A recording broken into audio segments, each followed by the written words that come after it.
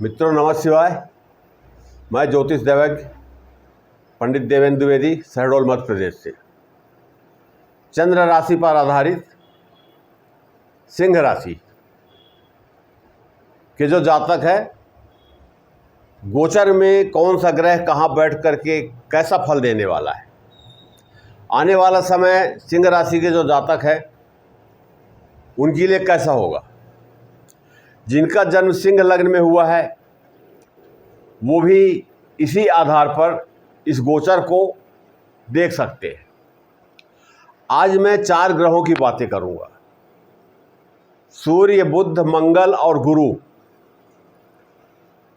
हर व्यक्ति की एक चाहत होती है कि उसे धन प्राप्त हो, उसके पास पैसा हो, अच्छा मकान हो, अच्छा वाहन हो। पर जीवन का जो चक्र है, बिल्कुल जैसे ब्रह्मांड में ग्रहों का गोचर चलता है, एक राशि दूसरी राशि में, दूसरी से तीसरी राशि में प्रवेश करते रहते हैं, गोचर करते रहते हैं। मनुष्य का भी जीवन बिल्कुल वैसा ही है। मनुष्य भी गोचर कर रहा है। इस गोचर को हम कैसे समझें? कौन सा ग्रह किस भाव में बैठ करके कैसा परिणाम देगा? सिंह राशि के जातकों के लिए बहुत ही उत्तम समय है। ग्रह गोचर के अनुसार ये विश्लेषण है, पर किसी भी ग्रह को देखने के पहले या अपने बारे में जानने के पहले जन्म कुंडली का विश्लेषण आवश्यक होता है। नवमांश कुंडली, चंद्र कुंडली, अष्टक वर्ग कुंडली, भिन्नाष्टक कुंडली, ये 4-5 कुंडली को देखने के बाद ही हम किसी निर्णय पर पहुंच पाते हैं। सामान्यतः अनुभव में ये आया है कि लोग अपनी कुंडली लेकर कभी किसी के पास, कभी किसी के पास, कभी किसी के पास, किसी को 1000, किसी को 500, किसी को कुछ, किसी को कुछ, क्योंकि वो संतुष्ट ही नहीं हो पाते हैं। जन्म कुंडली में अगर अच्छी बातें होती हैं तो दुखदाई भी होती हैं, बुरी बातें भी होती हैं। ग्रह हमें एक संकेत देते हैं कि इस समय से इस समय तक ऐसा होगा। जिस भाव में ग्रह बैठता है उसके अनुसार फल प्राप्त होते हैं। पर शायद हम बुरी बात नहीं सुनना चाहते, अच्छी बात सुनना चाहते हैं। जबकि ऐसा बिल्कुल नहीं होता। 9 के 9 ग्रह किसी के जीवन में भी न तो उच्च के हो जाएंगे और न उनके पक्ष में रहेंगे। कुछ ग्रह पक्ष में हैं तो कुछ मारक दुखदाई ग्रह हो जाते हैं। ये चंद्र राशि पर आधारित सिंह राशि की कुंडली है। ये गोचर है। लग्न में सिंह राशि, लग्न में ही शुक्र और केतु बैठे हुए हैं। धन भाव में सूर्य और बुध, तृतीय भाव में मंगल, सप्तम भाव में राहु, 8वें भाव में शनि मीन राशि में, और मिथुन राशि में एकादश भाव में गुरु। आज मैं बातें करूंगा सूर्य, बुध, मंगल और गुरु, 4 ग्रहों की। ये 4 के 4 ग्रह सिंह राशि के जो जातक हैं उनके जीवन में कितना उठा पटक करने वाले हैं। और सबसे महत्वपूर्ण ग्रह जो है ये गुरुदेव, जो मिथुन राशि में गोचर कर रहे हैं। सबसे पूरी कुंडली में सबसे ज़्यादा महत्वपूर्ण ग्रह गुरु बृहस्पति, देवताओं के गुरु हैं। और धन भाव में, एकादश भाव में, आय भाव में, लक्ष्मी भाव में गोचर कर रहे हैं। 14 मई 2025 से इनका गोचर है। लगभग 13 महीने का गोचर है। तो सबसे पहले हम सूर्य की बात करते हैं। एक एक ग्रह की बात करूंगा, एक एक ग्रह, चाहे वो योग कारक ग्रह हो या मारक ग्रह हो, आपके जीवन में कैसा परिणाम होने वाला है। जन्म कुंडली में जो महादशा अंतरदशा चलती है वो स्थायी रूप से होती है, उसका भी शुभ या अशुभ फल मनुष्य को भोगना पड़ता है। चंद्र राशि में ग्रह गोचर करते रहते हैं, राशियां बदलते रहते हैं, तो कभी अच्छा समय आता है, कभी बुरा समय आता है, एक सा समय नहीं रहता। लेकिन सिंह राशि के जो जातक हैं उनके लिए आने वाले कुछ दिन, महीना डेढ़ महीना जो भी है, बहुत अच्छे परिणाम देने वाले हैं। तो सबसे पहले हम सूर्य की बात करते हैं। सिंह राशि की कुंडली में सूर्यदेव लग्न के स्वामी हो गए, और सूर्यदेव लग्न के स्वामी होकर के कहां बैठ गए? 17 सितंबर 2025 को सूर्यदेव अपनी राशि से निकल करके धन भाव में आ जाएंगे। धन का भाव, वाणी का भाव, कुटुंब का भाव, यहां पर आ जाएंगे द्वितीय भाव में। 15 तारीख को बुध देव धन भाव में आएंगे और 17 को सूर्यदेव आएंगे। बुध देव यहां कन्या राशि में द्वितीय भाव में, ये बुध देव की अपनी ही राशि है, और कन्या राशि बुध देव की उच्च की राशि भी है। वैसे भी धन भाव में जो ग्रह बैठता है वो अच्छे परिणाम मिलते हैं उसके, और बुध देव यहाँ पर बैठ करके उच्च के हो करके धन की कमी नहीं होने देंगे। सिंह राशि के जो जातक है धन की कमी नहीं होने देंगे। और ठीक 2 दिन बाद 17 सितंबर 2025 को सूर्य का गोचर भी यही शुरू हो जाएगा। 17 अक्टूबर तक, एक माह, 2 अक्टूबर तक बुध रहेंगे। तो 15 सितंबर से लेकर के 2 अक्टूबर तक का समय जो है ये उत्तम है। और 17 को जैसे सूर्यदेव आएंगे तो यहां पर बुध आदित्य योग बन जाएगा। तो धन भाव में बुध आदित्य योग बनने का अर्थ हुआ लग्नेश यहां पर स्वयं विराजमान है, ये धन वर्षा योग बन गया। सिंह राशि के जो लोग हैं उनको आने वाले डेढ़ महीना अलग अलग ग्रहों का गोचर जैसे होता है उस हिसाब से मैं बोल रहा हूं, धन की कमी नहीं होगी, पैसों की कमी नहीं होगी। ये तो सूर्य और बुध की मैंने आपसे बातें की। अब मंगल की बात करते हैं। मंगल एक बहुत विशेष ग्रह है। मंगल उत्साह, पराक्रम, परिश्रम, साहस, बहुत कुछ प्रदान करता है।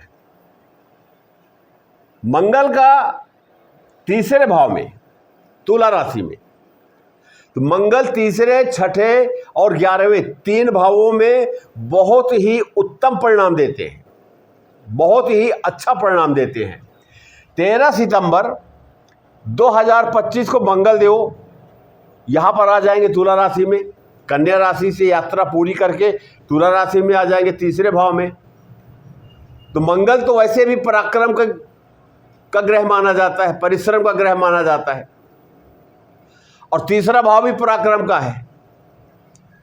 हमारे अंदर जो हमारी इच्छाएं जागृत होती हैं कि एक प्लाट ले लेता, एक घर बना लेता, एक गाड़ी ले लेता, कुछ पैसे हो जाते, ये तीसरा भाव है। इच्छाओं का जो जन्म होता है, तो मंगल देव यहां पर बैठ करके मेहनत तो कराएंगे, पर मेहनत के साथ साथ इच्छाओं को भी जन्म देंगे। और इच्छाओं का जन्म होना, आदमी सोचता तो बहुत है कि ये हो जाए, ये हो जाए, सब कुछ हो जाए, पर शायद ऐसा नहीं होता। पर इच्छा की पूर्ति कहाँ से होती है? एकादश भाव से, जहाँ गुरुदेव बैठे हैं। मिथुन राशि, आय का भाव, लक्ष्मी का भाव। तो पहले मंगल जो है यहाँ पर उत्साह और मेहनत करवाएंगे, और जो भी मेहनत परिश्रम होगा वो अनुकूल होगा, उसका फल भी अच्छा प्राप्त होगा, परिश्रम से ज़्यादा फल प्राप्त होगा, ये कहना भी गलत नहीं होगा। हर ग्रहों की अपनी एक दृष्टि होती है कि जहाँ पर जो ग्रह बैठता है वो उनकी एक दृष्टि है। मंगल की भी 3 दृष्टियाँ हैं, 4, 7 और 8, ये 3 दृष्टियाँ हैं। तो मंगल तीसरे भाव में तुला राशि में बैठ करके सबसे पहले तो मकर राशि को देख रहे हैं, छठे भाव को। छठा भाव जो होता है रोग, शत्रु, कर्ज और नौकरी का भाव है। अब यहां पर अच्छे से समझिएगा आप कि जीवन में कैसे परिवर्तन होते हैं। ये विश्लेषण गोचर के अनुसार है। हर सिंह राशि के जितने जातक हैं सब के ऊपर ये बात लागू नहीं होती है, ये भी बता दूं आपको, क्योंकि 8 अरब लोग हैं संसार में। अगर 12 से हम भाग देते हैं तो 65-66 करोड़ लोग एक राशि में आते हैं। तो क्या सूर्य देव या बुध देव 65-66 करोड़ लोगों को एक साथ धनवान बना देंगे या गरीब बना देंगे या सभी इच्छाएं पूरी कर देंगे? ऐसा नहीं है।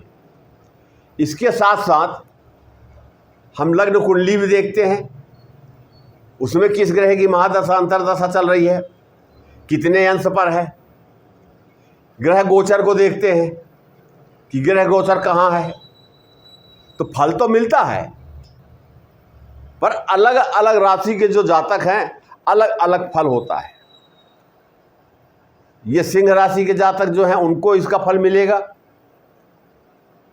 कुछ भी मिलेगा, फल मिलेगा जन्म कुंडली के आधार पर, अष्टक वर्ग कुंडली के आधार पर, नवमांश के आधार पर। तो तीसरे भाव में जब मंगल बैठते हैं तो 3 दृष्टियां अपनी डालते हैं 3 भावों में। तो पहली चौथी दृष्टि जो है वो छठे भाव में गई। यहां देख रहे हैं छठे भाव में मकर राशि है। अब मकर राशि मंगल देव की उच्च की राशि है, माने उच्च दृष्टि से देखेंगे। और शनि और मंगल ये 2 ग्रह जो हैं छठे भाव के कारक ग्रह भी हैं। कोई भी ग्रह अपने घर को खराब नहीं करता, तो यहां शनि भी अपने घर को खराब नहीं करेंगे और मंगल भी अपने घर को खराब नहीं करेंगे। रोग, शत्रु, कर्जा, नौकरी का भाव है। रोग से यहां राहत मिलेगी, शत्रुता कम होगी या समाप्त होगी। मंगल देव को शत्रुहंता भी कहा गया है। नौकरी जिनकी नहीं लग रही थी या एग्ज़ाम दे करके बैठे थे, इन 45 दिनों में उनकी नौकरी लग सकती है। तो मंगल का जो गोचर हो रहा है, जो मेष राशि के जातक हैं उनके जीवन में ये परिवर्तन हो सकता है। किसी प्रकार का कोई ऋण होगा, किसी से लिया दिया, बैंक का हो, साहूकार का हो, बाजार का हो, व्यक्तिगत हो, ब्याज में लिया गया हो, उससे भी बहुत बड़ी राहत मिलेगी। ऐसे धन के आय के स्रोत अपने आप बनते हैं जब ग्रह चारों तरफ से गोचर करते हुए ऐसे योग बनाते हैं कि स्थितियां जो हैं व्यक्ति के अनुकूल या प्रतिकूल दोनों बातें हैं। तो जब अनुकूल होने लगती है तो समस्याएं अपने आप कम होने लगती हैं। यदि कोई व्यक्ति कर्जदार है, पैसा नहीं है, और कोई एक मार्ग मिल गया, पैसे आने लगे तो पैसा दे देगा, उसका कर्ज उतर जाएगा। यही होता है ग्रहों की चाल, ग्रहों का गोचर। तो ये तो चौथी दृष्टि में आपको बताया। अब 7वीं दृष्टि जो है ये नवम भाव। नवम भाव जो है ये भाग्य भाव है। ये मंगल देव की अपनी स्वयं की राशि है। यहाँ पर मकर राशि उच्च की राशि, वहाँ पर मंगल देव की अपनी स्वयं की राशि मेष राशि। त्रिकोण का भाव है, भाग्य भाव है, पिता का भाव है, विदेश का भाव है। लोग कहते हैं ना कितनी मेहनत करता हूँ, इतना काम करता हूँ, भाग्य साथ नहीं देता।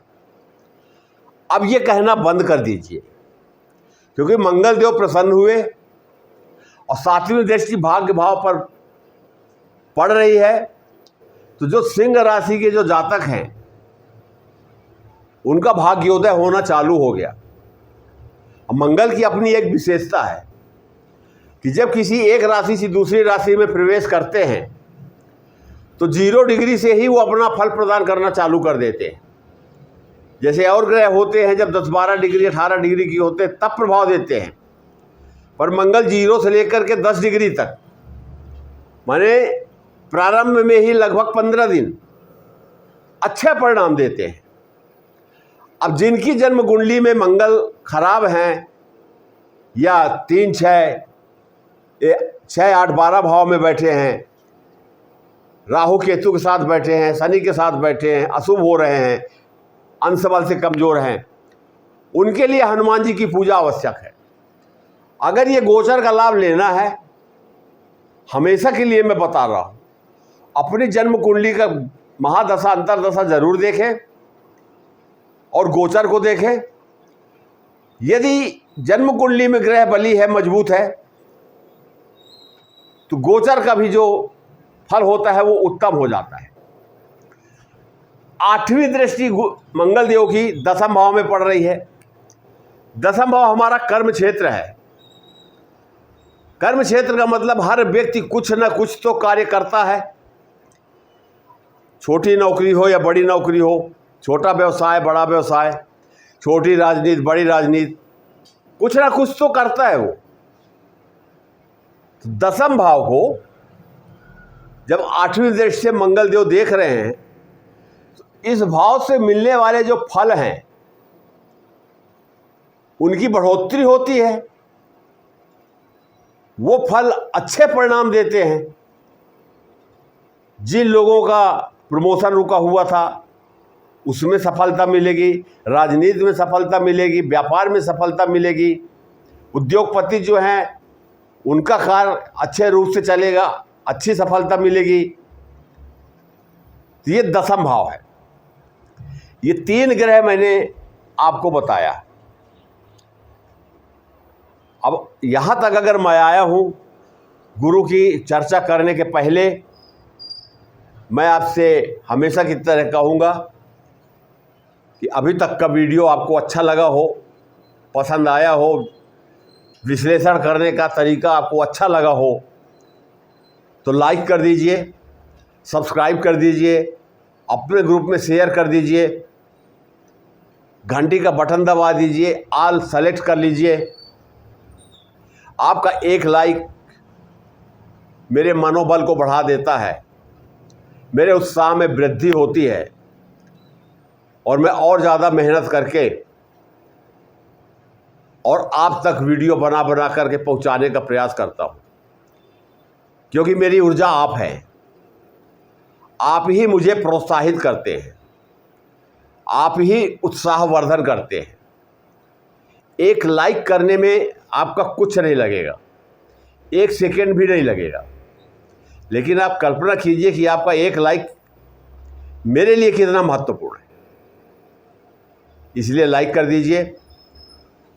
अब आता हूँ आखिरी ग्रह गुरु। अब कितना अच्छा योग सिंह राशि के जातकों के ऊपर पड़ रहा है। 14 मई 2025 गुरुदेव राशि परिवर्तन करते हैं, वृषभ राशि से मिथुन राशि में आते हैं और सिंह राशि की कुंडली में एकादश भाव में मिथुन राशि है। मिथुन राशि में गुरु गोचर कर रहे हैं। गुरु पीड़ित थे, शुरू में वो पीड़ित थे। 29 मार्च 2025 को शनि का राशि परिवर्तन होता है जब शनि का राशि परिवर्तन होता है कुंभ राशि से मीन राशि में द्वितीय चरण में प्रवेश होता है, उस समय गुरु जो है वृषभ राशि में थे और राहु मीन राशि लग्न में थे। तो जब शनि आए राहु के साथ तो शनि देव पीड़ित हो गए। राहु और शनि का श्रापित दोष अशुभ योग बन गया और शनि की तीसरी दृष्टि जो क्रूर दृष्टि जिसे कहा जाता है, तो मीन लग्नी कुंडली में मीन राशि में शनि देव बैठ करके और वृषभ राशि को देखे तो गुरु पीड़ित हो गए। ठीक 14 मई 2025 को गुरु का राशि परिवर्तन हो जाता है। गुरु का राशि परिवर्तन चौथे भाव में हो जाता है मीन राशि की कुंडली में, मिथुन राशि में। जब वृषभ राशि से गुरु हट करके मिथुन राशि में आए तो शनि की दृष्टि समाप्त हो गई। जो दृष्टि के चलते शनि गुरुदेव पीड़ित हो रहे थे वो समाप्त हो गई। और ठीक 4 दिन बाद 18 मई 2025 को राहु वापस अब चले गए कुंभ राशि में, तो शनि स्वतंत्र हो गए। और 13 अगस्त 2025 को गुरु अपने ही नक्षत्र में आ गए, पुनर्वसु नक्षत्र में। तो पुनर्वसु नक्षत्र में जब आ गए तो गुरु बली हो गए और डिग्री भी अब धीरे धीरे अंश बल से भी मजबूत हुए।